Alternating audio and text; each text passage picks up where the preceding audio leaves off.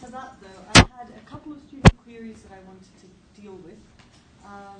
But before that, make sure you sign the register which is going around. Also just a sort of public service type announcement, that if you can't make a class, please send me an email because it allows me to mark you on the register as excused.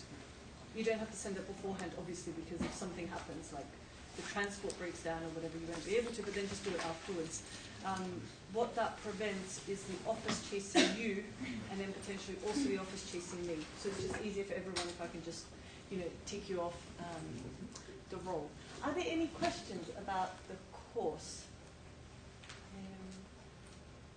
You seem sort of to be doing remarkably well for the middle of term, I have to say. In that case, a couple of queries. The first was about the formative assignments. Now, the student who sent me this query in particular was making the point about various summative assignments being due in other courses, which I expect would be the case for at least some of you. And I think basically the question was, do you have to do it? The trademarks and brands, and I think for those of you who are in IP and the market, it's the same thing. The answer is that you don't.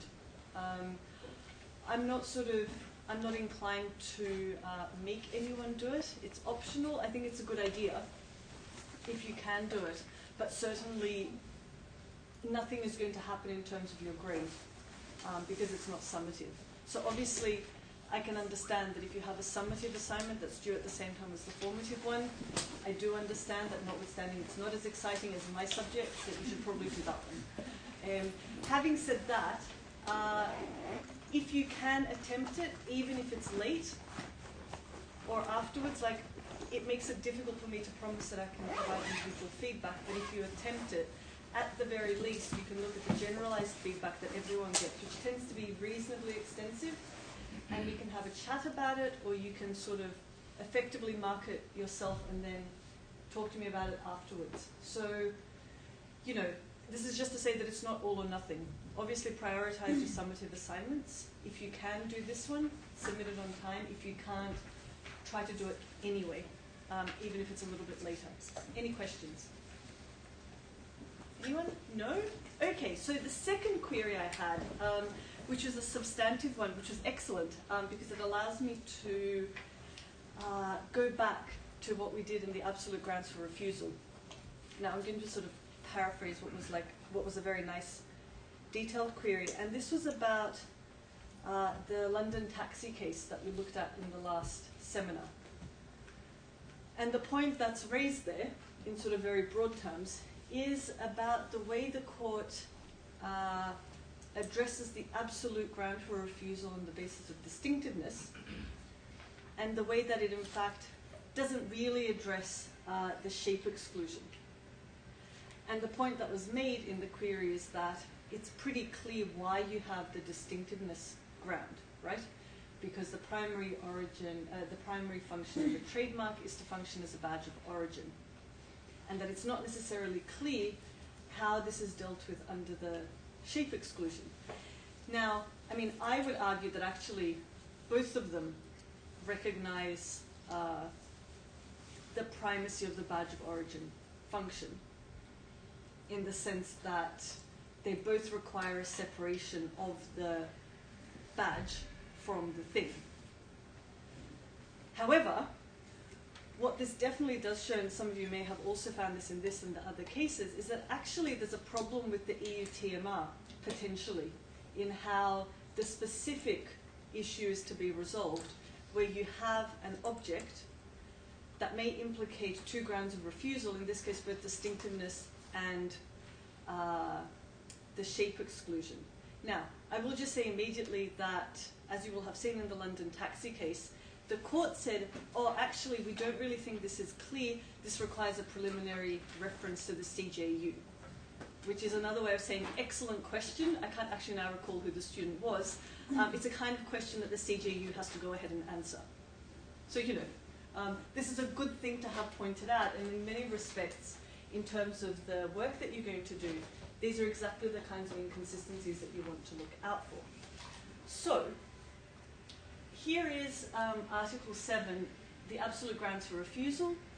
Now, this is Article 7.1b that we're looking at now, which you're aware of. Trademarks which are devoid of any distinctive character. You know, reasonably straightforward. Often comes up in the context of shape marks, but also plenty of other ones. You can overcome it by demonstrating acquired significance. So, you know, this is fine. It's telling you that you need to do something that will allow your particular logo or word to act as a badge of origin. This, I think, is uncontroversial. The specific shape exclusion that was at issue in the London taxi case is this one. So this is Article 7.1e3. And it refers to the shape or another characteristic which gives substantial value to the goods. So remember, the shape exclusion is fundamentally around, we don't want to allow you to protect something which is actually the object itself. One, that doesn't really help it to act as a badge of origin. It may monopolize particular technical methods or means of doing things, or in this specific exclusion, it might allow you to protect something that is the object itself rather than something that's a badge. So you have a particular aspect of a shape, whether it's a car or a chocolate bar or whatever it is, and that's the thing that gives value to the goods. Trademark law isn't in the business, as it were, of giving you protection for the thing that you've sort of invented. And you know, again, this seems uncontroversial. But what's the problem? And this is, I think, what the query raises. The problem is that when you look at the two together, when you look at so 7.1b and 7.1e3, you end up in actually quite a difficult situation, as a number of academics have pointed out. Can anyone see what that is? So you have to be distinctive, right? But on the other hand, if you're so distinctive that suddenly the substantial value of the thing that you've innovated is now the thing that gives the value to the goods, it's like a catch-22. This is what the Max Planck papers on this have said. So it's like, we want you to be distinctive so you can act as a badge of origin, but don't be like too good at it, because if you're too good at it, we're going to say that this is the thing that gives it value, and you're still not getting the trademark. So I say this as a way of demonstrating that I don't think that there's actually an easy resolution to this particular difficulty, but it's really interesting. You know, what happens? Mm-hmm. Well, you might not get the trademark, but you can do actions with passing off. So isn't it, it's like it comes to the same conclusion, right? For example, that was this case with the lemon, the lemon juice in the lemon shape. Yes. So potentially you can, at least in the UK, protect it through passing off. The difficulty in a case like the London case, where there's also an EUTM, is that what will likely happen, assuming that they're equivalent, and a lot of the times, yes, you will have both, is that in other jurisdictions, you'll probably have to look at unfair competition law. You're taken actually out of intellectual property altogether. So the whole idea that you're forced to look elsewhere because of an internal potential conflict between two, within the same article, they're not even like in different sections, right, is a problem. So yes, when, in terms of passing off, that's one way of solving it, maybe in unfair competition, but, well, I'm hoping that we get this reference. The chances of this actually happening, you know, before you all graduate are sort of slim to none, but that's the question that's there. So I hope that now, sort of after this class, you're all going to go off and have a look at this again. Is there a general I really don't have the case now in my mind. I don't know it by heart. But is there any definition about substantial? What is the general definition of something being substantial or being of substantial value? Yeah, you do have it, but it will depend on the case. So the case that I would direct you to, for instance, is the Haupt case about the chair. Anyone? Which you may have seen, and there's certainly in the textbook, there's like a nice picture of it. And actually, some of what I said is covered in there as well, sort of saying, hang on, what is it that we're actually protecting here, and is this a problem? But I guess, as I said earlier, apart from the fact that this is just sort of technically, this is really interesting, the specific query itself, I think, is useful in demonstrating a particular sort of, it arises through the exercise of a particular sort of analytical skill, which is, here are these rules, here are these cases, none of this matches up. And, you know, just actually identifying that in whatever other sort of context is really quite useful. You can say how you think this should be resolved, but that's often less important than, this is what I think the cases say, this is where they don't match up, this is why this is a problem. It's like, be clever, but not too clever. Seems to be, I don't think that was intentional. Like, I understand how it works, but we can have sort of, we can bear in mind the rationale, and it might not actually have quite the effect that we've intended. Okay, so I'm going to finish up very quickly the absolute grounds for refusal, just by having a quick look at public policy grounds. We're then going to move on to the relative grounds for refusal, and I'm going to discuss them a little bit until we get, or discuss the first couple of grounds in the relative grounds, get to ground 3, but before discussing the cases, we're going to have a slightly different extended activity, because it's the middle of term and I think we're probably ready for something a bit extended. So we'll see.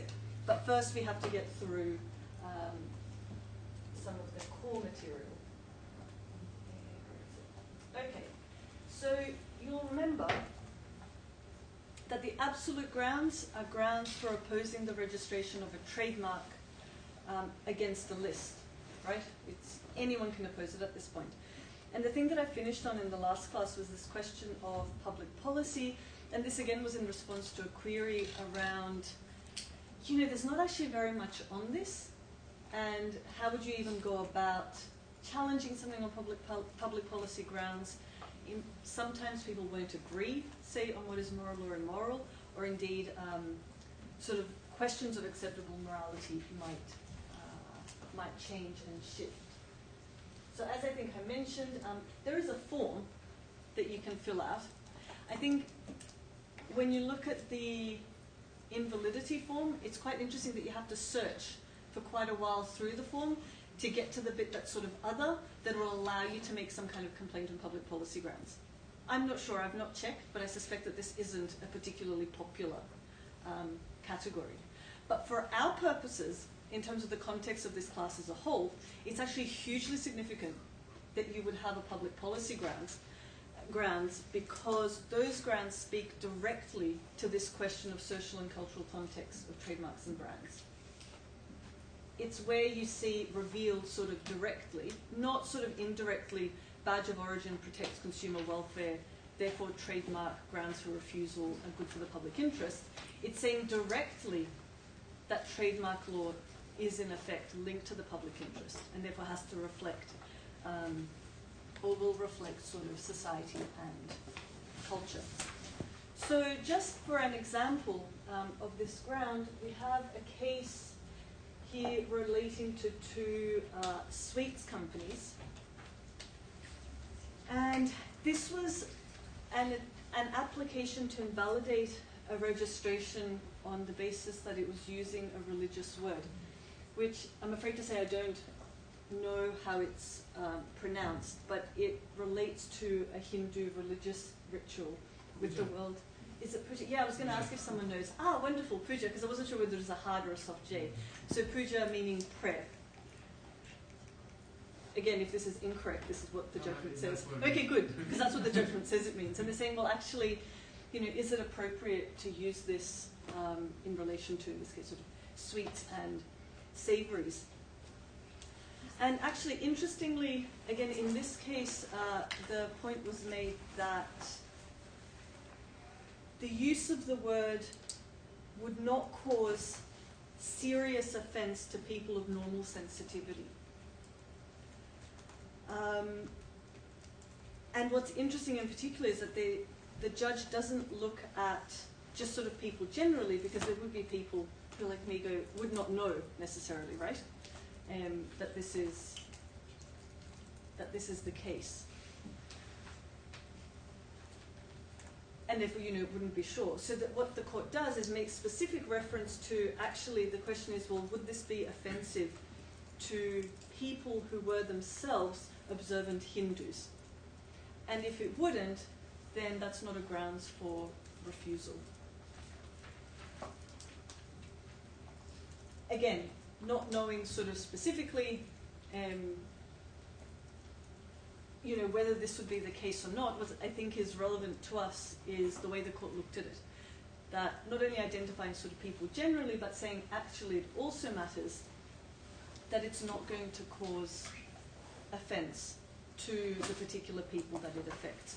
And this makes sense. So in terms of sort of the social, the cultural context of trademarks, it is saying that you can have something that's very distinctive, but you still might not be allowed to use it because it's not actually socially acceptable, even if that wasn't the case here. Okay, another, moving on from public policy, another few examples. One is deceptive marks. Again, this is slightly different to the other absolute grounds for refusal because, again, it's more sort of directly concerned with, well, who is the public? How can we ensure their welfare? And this is the ground of deception.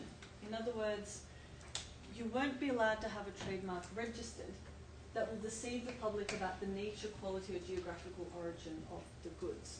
Now, this isn't the same as, misleading advertising regulations, which we don't really look at except for a little bit in the seminar next year on the individual as a brand, where we look at, for instance, the advertising authorities attempt to sort of rein in Instagram influencers and bring them sort of within that ambit, that sort of ambit of consumer protection.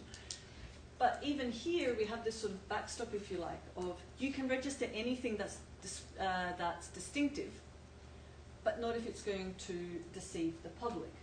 So for an example of that,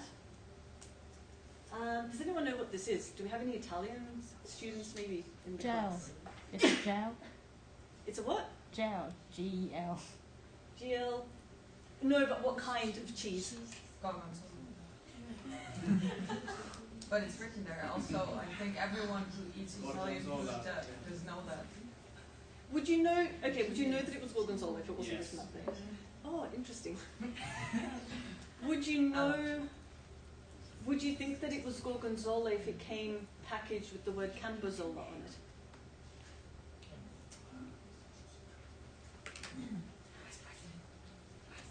Yeah, so it's an interesting one, right? So here we have the conflict between a protected geographical indication of origin, so a GI, the Italian cheese, and then someone who comes along and wants to trademark the word Cambozola.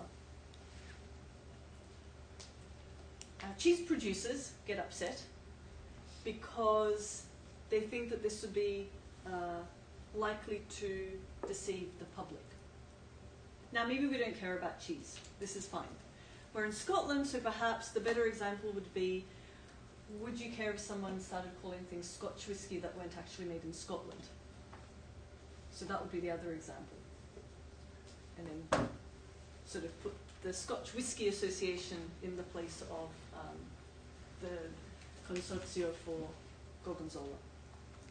So the idea here is that the argument is made that this would deceive the public and this should be taken back to the relevant court to decide whether actually people would be deceived.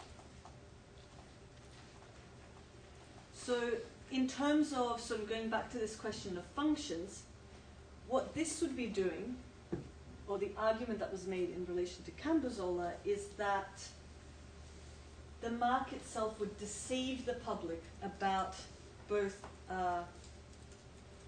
the quality of the goods and their origin. Now, there are whole arguments we can have about the protection of GIs and whether this is sort of acceptable. And I just saw actually in the FT this morning that there are sort of quite advanced discussions going on between the EU and China. I think maybe less successfully with Australia over the protection of GIs. So potentially economically they're quite important. Yes? Yes. Does that Cambodilla is original from German? Is the source similar to cheese? I don't think so. I think that it's just someone who was effectively, it's not German? Okay. No, I think it was just someone who basically wanted to use the same method to produce the cheese. Yeah. But they knew that it wasn't Gorgonzola because they can't use the word Gorgonzola. But they wanted to sort of evoke the name. So it's was a deceived form of advertising to confuse the people. Yeah, yeah, so that's a good point. So I wouldn't say that it's deceptive advertising because that would then be for the advertising authority.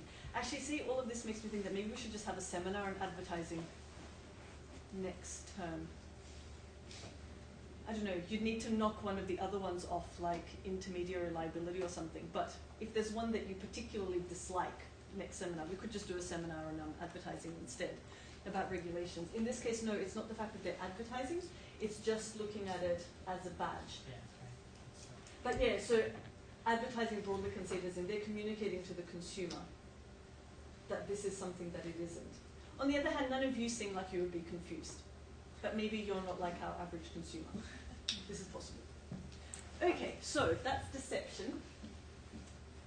And the final one, just to highlight, because we're going to come back to it next term, is the protection that's given to special emblems, which I think I've probably mentioned before, just because I find it sort of extraordinary. So particular crowns and flags, obviously, you know, the Scottish flag, the English flag, the Welsh flag, particular emblems relating to the monarchy, particular crowns. I think, you will have to remind me, have I directed you to the examination guide with all the pictures of the crowns? No. Well, I will do this next time. You basically have examples of, these are all the crowns that you can't use. These are the kinds of crowns that you can use. This is not a joke. They actually have the pictures of the crowns. And also the list of every member of the royal family whose image and name you can't use. Which, just to foreshadow what we're going to do next term, is that when we say that there are no personality rights in the UK, I've often thought is not entirely the case. You don't have them as long as you're not sort of on the list, unless you're on the list. So this is something that we'll look at next week. But certainly there are particular flags and sort of important state symbols, which in this case include the monarchy, that can't be used. So, for example, Reebok has, like my shoes have the Union flag on it, but probably, is there a problem if Reebok as a trademark is registered, but they put the flag just close? That's not a problem, right? So, as long as it's not registered, no one cares. Yeah, so that's a really good point. So it's not saying that you can never use this. Now, there might be other circumstances in which you will be prevented from using a state emblem that are not to do with intellectual property law. Yeah, but I mean when with them passing off. So Reebok is always putting the Union flag next. Not always. No. I mean like. It's like Ralph Lauren. You know, they have those polos are like Madrid, and they've got like Spain flag. Yeah. Yeah, that's fine.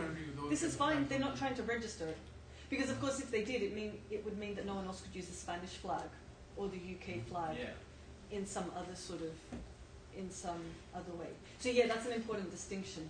So trademark law, again, it's in the context of particular economic transactions. It's about whether it's acting as a badge of origin rather than preventing its use generally. Now, the big caveat there, and again, jumping ahead to about the middle of next semester, when we look at the interface between trademarks and freedom of expression, the line actually becomes a little bit blurred. There was another sort of update to this a few days ago, I don't know whether you saw it, about champagne and the use of the outline of the bottle in an artistic work, and whether this was use as a trademark, which is sort of extraordinary because, you know, you just have it sort of in a piece of art.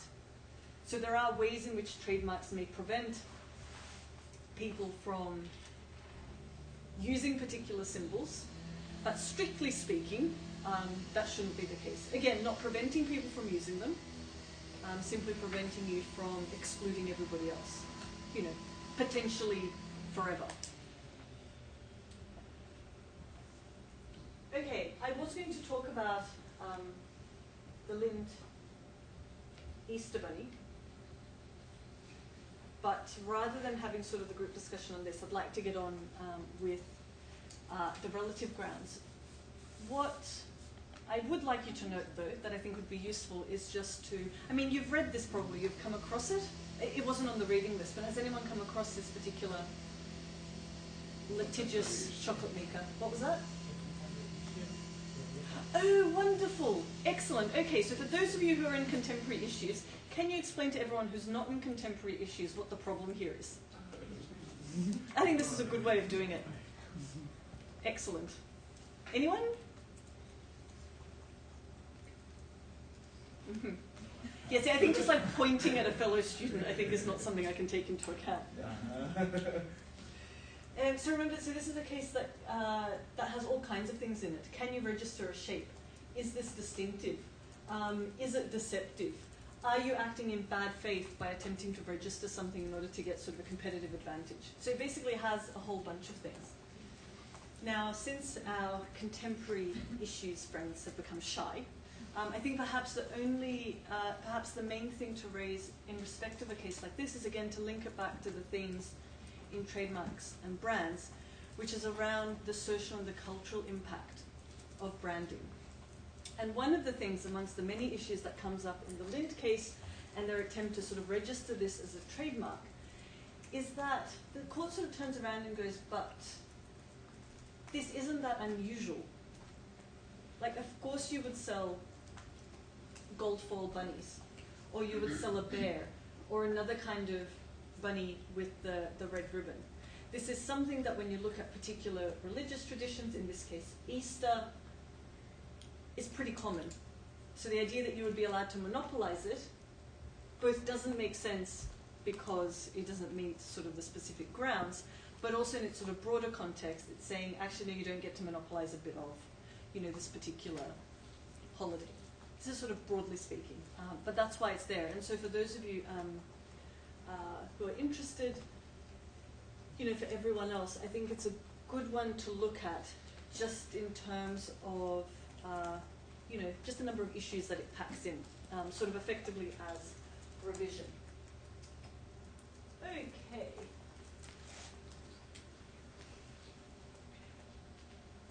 Yes, I know there are 43 slides, by the way. I don't think we're going to get through 43 slides, as you will see. Okay, so now we're moving on to the relative grounds for refusal. Now, in this case, as is perhaps not that difficult to figure out, we're no longer looking at you check the sign against the list. We're looking at checking the sign against an earlier right. And more often than not, that's going to be a question of, well, actually, is the sign already on the register? If it is, of course, it's not going to be able to act as a badge of origin, so we're just going to, it's not going to be allowed. So the other point to note is that here, again, we're very much looking at the role of the consumer. More often than not, we're looking at whether the consumer will be confused in sort of the second of the relative grounds. But this also raises sort of bigger questions about how brands are protected, especially when we come to well-known brands. And that's something that will be a particular focus and will sort of take us back a little bit to the discussion that we've already had about L'Oreal and Galore, etc. Okay, so this is the overview of the relative grounds. A trademark will not be registered where there's an identical mark and similar goods and services. There's double identity, identical mark and identical goods, similarity or identity in relation to goods and services plus confusion, and then the slightly more controversial one about detriment or unfair advantage being taken of a well-known mark. So immediately we have questions around, you know, that go through all of these around what does it mean for a mark to be similar or identical? what does it mean for a class of goods to be similar or identical? But in terms of the contextual questions around, you know, the role that trademarks play in protecting brands, is, you know, to what extent is the scope of protection appropriate? And this is something that becomes particularly important in relation to well-known marks, where you can oppose the registration of a mark, of a sign, on the basis that yours is well known, even when there wouldn't actually be any confusion, because, I don't know, you're Coca-Cola and someone else wants to produce concrete, right? Completely different classes. One produces beverages, one produces concrete, or bricks, or whatever it is. Sorry. Yes? So yesterday we were taught that the sentence 5 of the TMA is now sentence 10. Is it that one? That was changed? Was it another one? I'm confused a little bit. Oh no, so we're looking... the directive, alright, okay. Yeah, sorry, I'm mostly leaving aside the directive and only putting the reference. I might have actually put the reference in the directive. No, there wasn't. No, it should be the TMA. I was and just the confused, EUT sorry. mark. No, but actually you remind me of the point of section 10. Section 5 and section 10 are effectively mirrors. So the relative grounds are effectively the same as the infringement grounds. So although we're looking at this under relative grounds, actually all your infringement cases are equally relevant. So yeah, so I'm saying, okay, a trademark shall not be registered because, but equally when you look at sort of section 10, it's like you will have a successful action for infringement if you use an identical mark on the identical class of goods.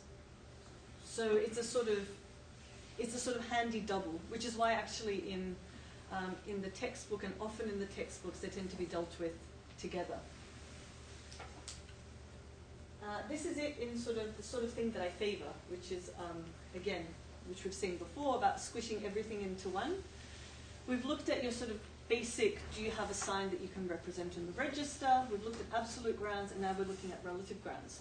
So this is basically the third step that you have to overcome in order to successfully register your sign. Do you have a sign? Can you get over the absolute grounds? And now, can you get over the relative grounds? Yet another way of putting it. This is sort of in the hope that, you know, one way of putting this will be sort of the one that you remember.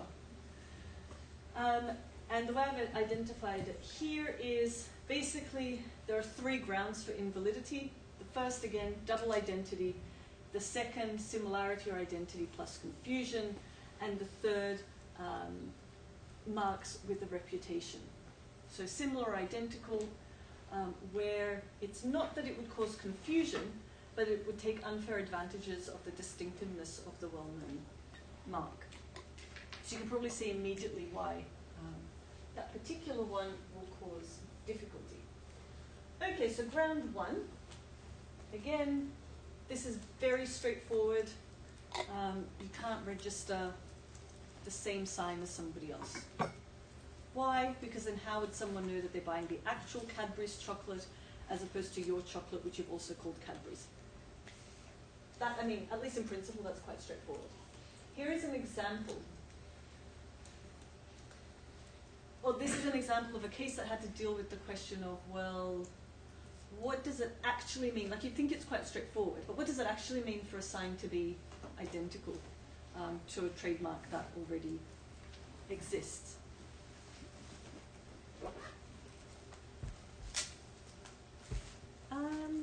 Anyone?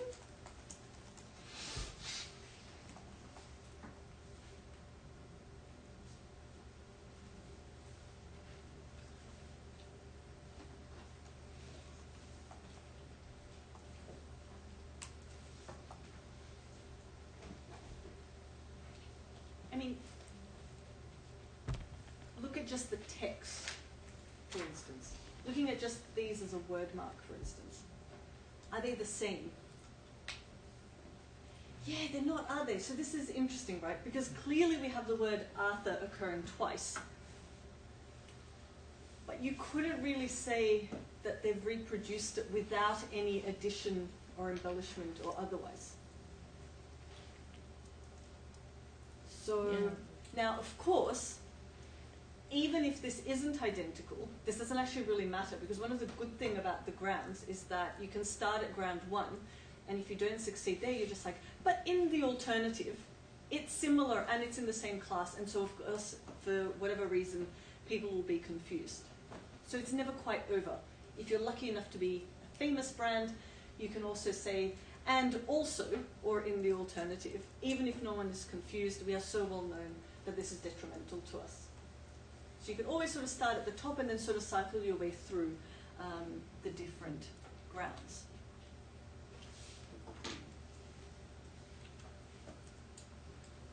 And here is exactly how the court puts it.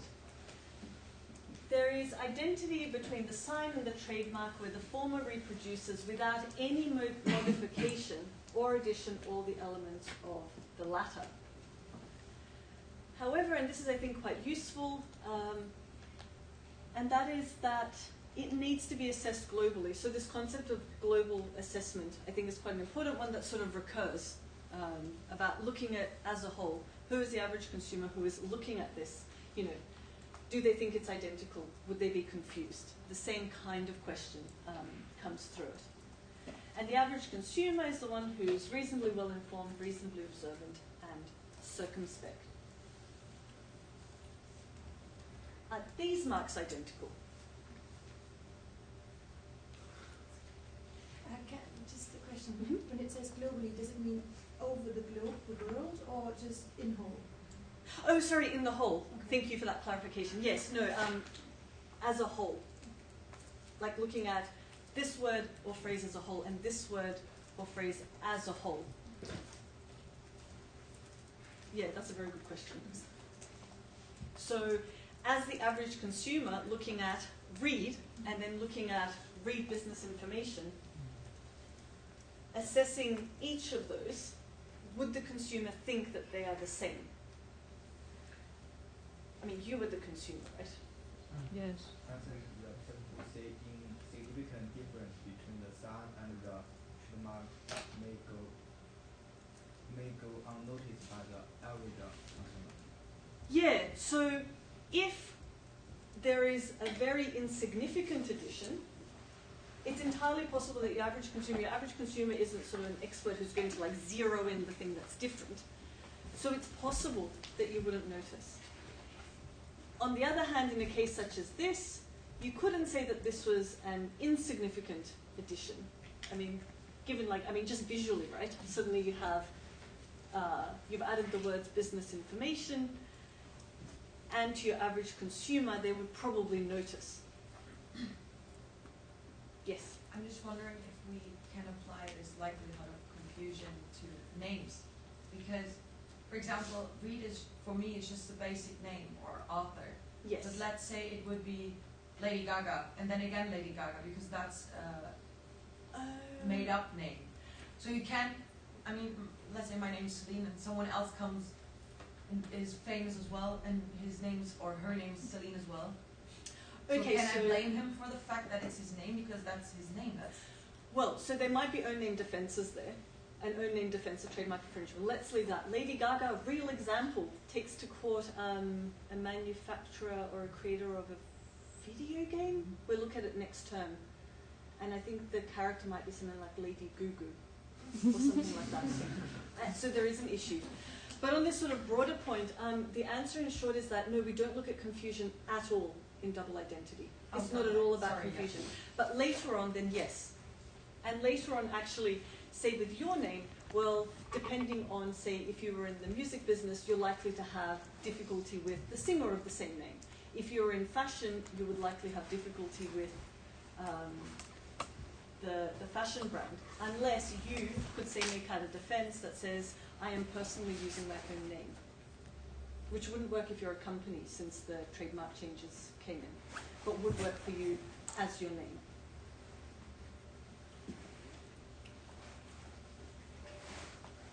Okay, so very quickly, again, we have the question of an identical class. We also have this issue of an identical name about an identical class, and sort of similar ideas, a sort of similar test goes here. And what you do is you look at the classes all together of the first, I guess you could say the senior mark, what are they in? And then you look at all the classes, all the particular things that the junior mark, this is sort of more relevant, I suppose, to infringement cases, but similarly here, that the sort of that the later sign is trying to apply for, and you look at whether they're similar. So in the case of Avnet, there was this question of advertising classes and whether they're the same as an ISP. But I think if I've got it, specification, should be, which is basically what I just said. But actually, the example that I would rather use is this one, just ignoring that we moved on to ground 2. And the question here would be about whether a syrup is in the same class as a spread, like that you would spread on bread. So the question of are these in the same class, is a syrup in the same class as something that's a spread? Like, I don't know, syrup like honey as opposed to a spread like, I don't know, Nutella or peanut butter or chocolate spread. Anyone?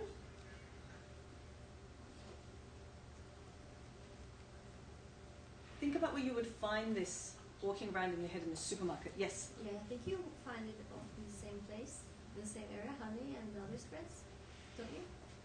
Yeah, so this is actually what I thought at the start, right? You're like, well, you would put honey on bread or toast. This doesn't strike me as sort of unreasonable. But I think what I hadn't perhaps understood is, perhaps this is just me, about the significance of syrup and what actually syrup means in this situation, where the suggestion was actually that they would be in different aisles of the supermarket, because one of them would be in sort of like the baking section. So anyone from the UK who could enlighten us on the uses of syrup in baking, this would be your moment to shine. Does this sound right?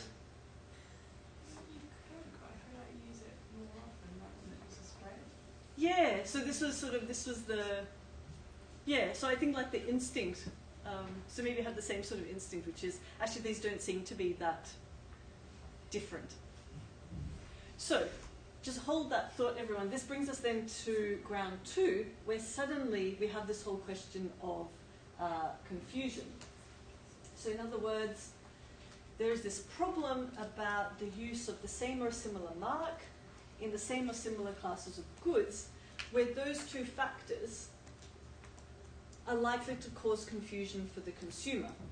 And in British Sugar and Robertson, you have a trademark, and the trademark itself is treat, which I sort of find kind of interesting because it strikes me as sort of semi-descriptive.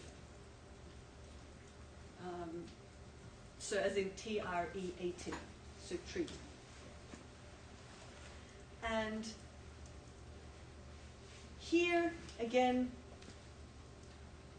you could potentially end up using that same name because they weren't actually in similar or the same classes.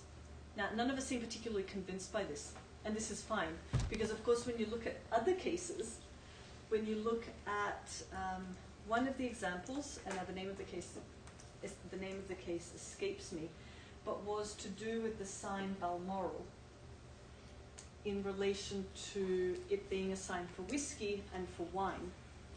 And whiskey and wine were found to be of a similar class, such that there might be confusion.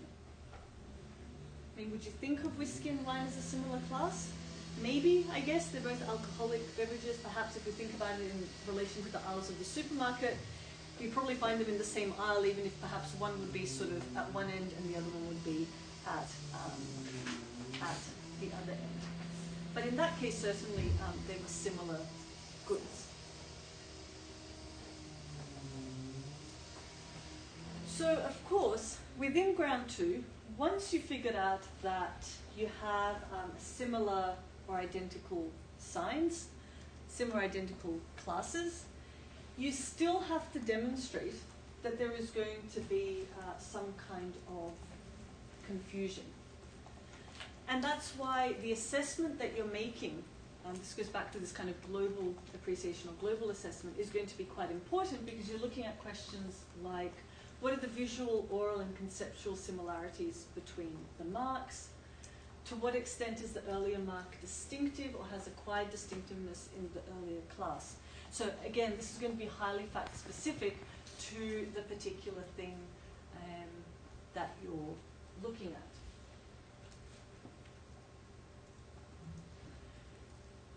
It's also going to be specific to the thing that you're looking at, because in each case, you're going to have to concern yourselves with the idea of the average consumer, specifically whether, in light of these similarities, this average consumer is actually likely to be confused. Now, in relation to infringement, you'll be able to lead evidence, surveys, expert evidence, evidence from other traders. You'll be able to say, actually, we specifically have empirical evidence that consumers were confused.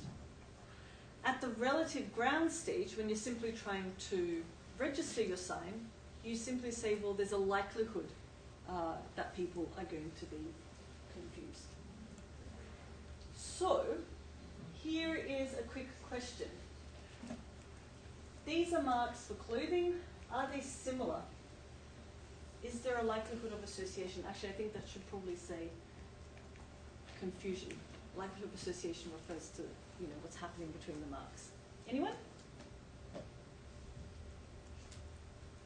It's not the famous puma, so we can just leave outside round 3, as far as I'm aware.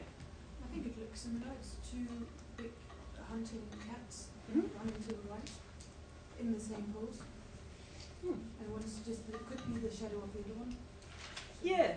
So this, I think, is actually right. I mean, they keep talking about like the leaping cat device. And they do seem, they have that sort of movement, they're a similar kind of cat. So the question becomes, okay, then if these are similar, are people likely to be confused? Again, appreciating each one of them globally. Mm-hmm. The other one is together with the text, and it has spots on it. So I would say that it's, yes, it's similar, but if you know the one brand, you wouldn't think that it's the same brand when you see the other one. Yeah, so this is crucial, right? You can demonstrate that there's similarity, but you always have to do both steps separately. So you say it's similar for these reasons when we assess it, because of course they are, right? Like, I mean, even the tail sort of has the same swing there. The legs are in a similar position. Exactly this point about going sort of left to right. And then, of course, the next step which says, well, is someone likely to be confused? And the way that you might determine this is through this sort of global appreciation approach, again, in terms of looking at it as a whole, is saying, well, it's not that there's a mere association between those two, which arguably there is, right, because obviously they're similar. I mean, clearly they're a similar device. But that you would need something more to actually demonstrate that people are confused.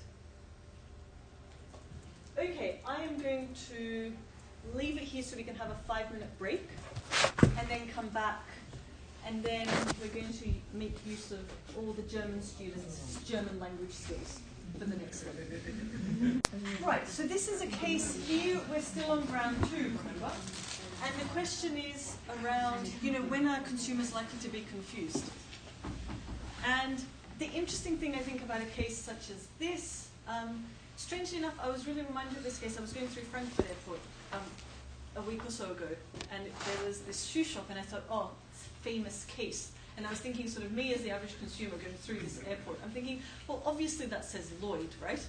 And if I'd seen this one next to it, I suspect that I wouldn't have thought that they were the same shoe shop. And yet, this is a case about actually, is this likely to cause confusion? Now, bearing in mind that when we think about similarity, we're looking at sort of visual, conceptual confusion, but we're also thinking about oral confusion. And one of the things that this case turns on is how these words are actually pronounced, actually not by me, but by a German speaker. So, our German speakers, what is the problem here, potentially? Now, you can see whether you actually agree or disagree with the way the AG deals with this. How would you pronounce like the two words? Lloyd and lines, Again? which for me doesn't sound really similar. Lloyd and Lloyd. Lloyd. You say Lloyd. Okay, you say Lloyd Lloyd. and- And how do you pronounce the second one? Lines. Lloyd. Okay, now pronounce the second one without the S. Lloyd. And now pronounce Lloyd. Lloyd. Do they sound the same? No. See? Okay. It doesn't. So It's an N, isn't it? Or is Yeah. it an H? it's an L-O-I-N-T Yeah. Yeah. apostrophe. And in Lloyd there is no N, so. Yeah, and no S, so it's different. So this is interesting, right? So Problem solved. So they're different, right? But you're doing it very carefully. I think the problem with Lloyd is that it looks so weird that people don't really pronounce it, only in their head. So maybe the other one is very, the writing is so joined that maybe we also can't read it clearly, and then you're unsure about both of them. Yeah, so this is an interesting point, right? If we're looking at this as a visual mark, you kind of think like, well, there's not really a confusion here, is there? But if you spell it out as an application purely for a word mark, then is it more similar?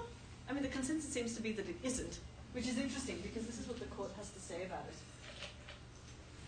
They have little oral or visual similarity to an English speaker, fine.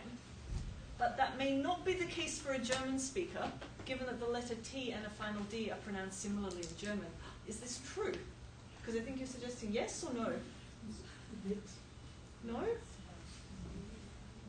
Can you imagine this whole someone's entire business depends on your pronunciation? It's something that children have to learn if it's a D or a T. So sometimes when they're not, some people do it wrong until they're grown up, when they have learning difficulties.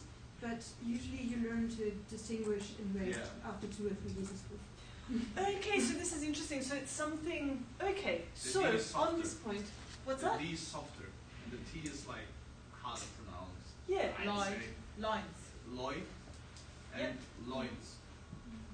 Also because there's the S. I'd say, yeah, maybe for foreigners, for not Germans. Well, yeah, but you see, actually, so this is the difficulty, right? So first of all, you're doing it like extremely carefully, and I'm sort of pushing you to do it extremely carefully, to like really, really think about it. So suddenly everyone else, the Australians amongst us, the people from, our students from China, everyone else is kind of like, I'm trying to understand what the difference there is. And actually, the outcome of this is not so important as the fact that we need to actually take into account, not actually really what I think in terms of its similarity, but what the specific speakers of that language, how they would approach it. So whether looking at it, listening to it super quickly and once, whether you would be inclined to think that it's the same. Or rather that, given that this is something that specifically, in the German education system, you're taught how to pronounce it a particular way, maybe that actually suggests that you learn to train your ear precisely to hear the difference. So I don't know exactly where that leaves us, certainly not having gone back to the, to the German case to see how it had worked itself out.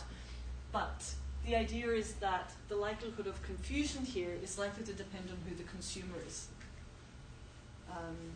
rather than just whether objectively you can determine whether a D and a T sound are the same. I mean, maybe through linguist evidence or something like that, but that wouldn't really help because the average consumer isn't super observant.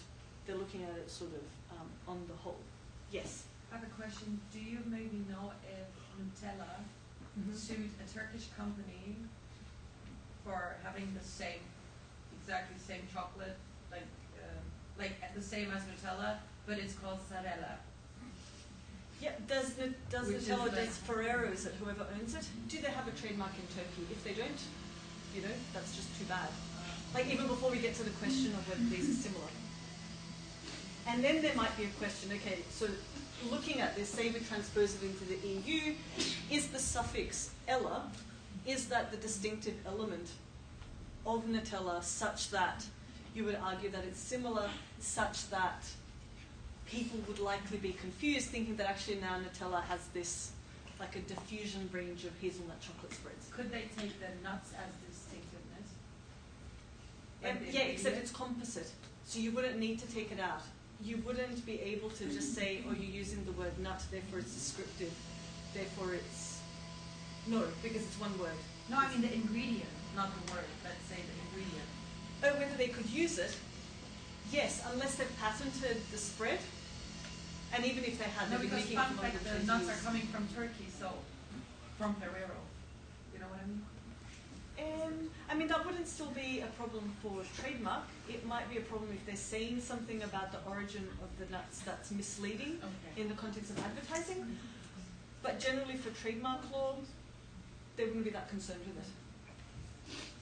If you have a picture of the Turkish Nutella, this is the sort of thing that I'm inclined to collect. I can open Okay, so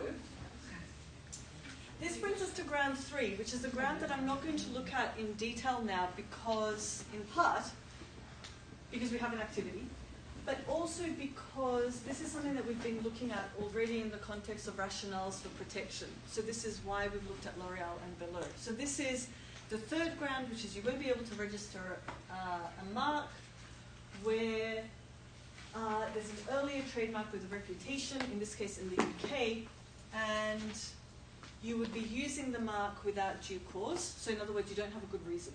It's not like it's your name. You've been trading or it's somehow descriptive or whatever it is. And that you would be either taking unfair advantage of the mark, so there are 3 different ways, right? That it would be detrimental, or there's this issue of sort of unfair advantage, or this issue of like blurring the trademark or tarnishing the trademark. So, unfair advantage, blurring, tarnishing without due cause. Oh, where has my, aha. So, we're going to have a little debate, and for this, I'm going to separate you out completely into 4 groups, and I'm just going to give you like 1, 2, 3, 4. So if you remember your number when I tell it, then you can find the people with the same number. Yes? Yes. With apologies in advance to anyone who was a high school debater, if this brings back sort of terrible memories of high school debating. So 1, 2, 3, 4. 1, 1, 2, 3, 4. 1, 2, 3, 4. 1, 2, 3, 4. 1, 2, 3, 4. 1, 2, 3, 4. 1, 2, 3, 4. 1, 2, 3. Okay, so if we could have 1s and 2s on this side, 3. I could write one. Was there an official statement what the relative grounds for refusal Yes. protect more? That's what I was asking. I see like that. Or is it a debate in general I as think well? it's probably a debate in general, Okay. to the extent that it's just a different way of asking the question we asked at the start, which is what are trademarks for?